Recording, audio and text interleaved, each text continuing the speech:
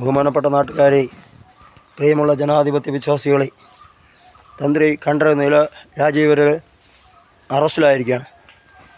ശബരിമല ദ്വാരപാലക ശില്പം സംബന്ധിച്ച് കൊള്ള നടത്തിയതിൽ ഇപ്പോൾ ഉദ്യോഗസ്ഥന്മാരും ദേവസ്വം ബോർഡിലുള്ള ഉദ്യോഗസ്ഥന്മാരും അതിൽ സർക്കാർ ജീവനക്കാരും മന്ത്രിമാരും മുൻ മന്ത്രിമാരും ഇപ്പോഴത്തെ മന്ത്രിയും എല്ലാം കേസിൽ പ്രതിയായിക്കൊണ്ടിരിക്കുകയാണ്.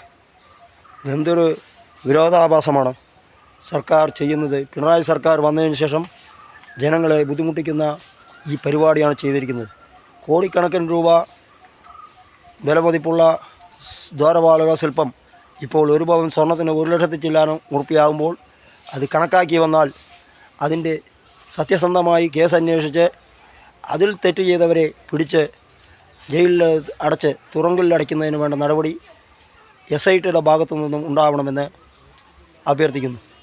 കാരണം ഇവർ കയറിയതിന് ശേഷം പ്രളയം വന്നു, പിന്നെ ശബരിമല വിഷയം വന്നു, അതിന് ശേഷം കൊറോണ വന്നിട്ട് വൻ ദുരന്തമാണ് കോടിക്കണക്കിന് ആളുകൾക്ക് ഇവിടെ സംഭവിച്ചത്. അത് എല്ലാം ഈ സർക്കാരിൻ്റെ സൃഷ്ടിയാണ്.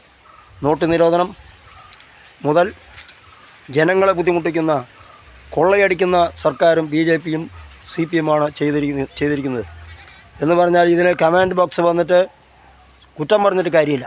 അത് കുറ്റം പറയുന്ന ന്യായീകരണ തൊഴിലാളികൾ CPM ആയിക്കോട്ടെ BJP ആയിക്കോട്ടെ, അത് തെറ്റ് ചെയ്തവരെ സംരക്ഷിക്കുന്ന പദ്ധതി ചെയ്യാൻ പാടില്ല. തെറ്റ് ചെയ്യുന്നത് സംരക്ഷിച്ചാൽ അത് ശിക്ഷ കിട്ടും.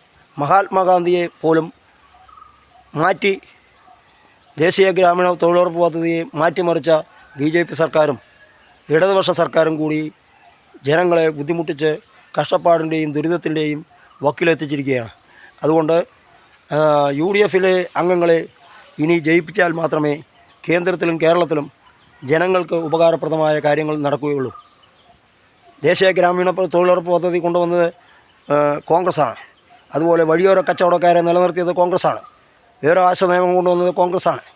പിന്നെ NRGSയെ തട്ടിമറിച്ച് മഹാത്മാഗാന്ധിയെ പേര് പോലും വെട്ടിമാറ്റിയ BJP സർക്കാർ ഇപ്പോൾ CPM ഇവിടെ എല്ലാ തൊഴിലാളികളെയും വേദനിപ്പിച്ചിട്ടാണ് പാർട്ടി പരിപാടിയിൽ പങ്കെടുപ്പിക്കുന്നത്. എന്ന് പറഞ്ഞാൽ അവർ തൊഴിൽ ചെയ്യുന്ന സ്ഥലത്തു നിന്ന് കയറ്റിപ്പോയി ജനങ്ങളെ ബുദ്ധിമുട്ടും കഷ്ടപ്പാടും ആക്കുകയാണ് ചെയ്യുന്നത്.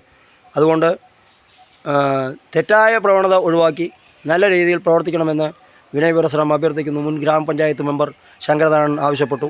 ഈ ചാനൽ കണ്ട് സബ്സ്ക്രൈബ് ചെയ്ത് YouTube ചാനൽ സബ്സ്ക്രൈബ് ചെയ്ത് ലൈക്ക് അടിച്ച് ഷെയർ ചെയ്യണമെന്ന് വിനയപുരസ്സരം അഭ്യർത്ഥിക്കുന്നു.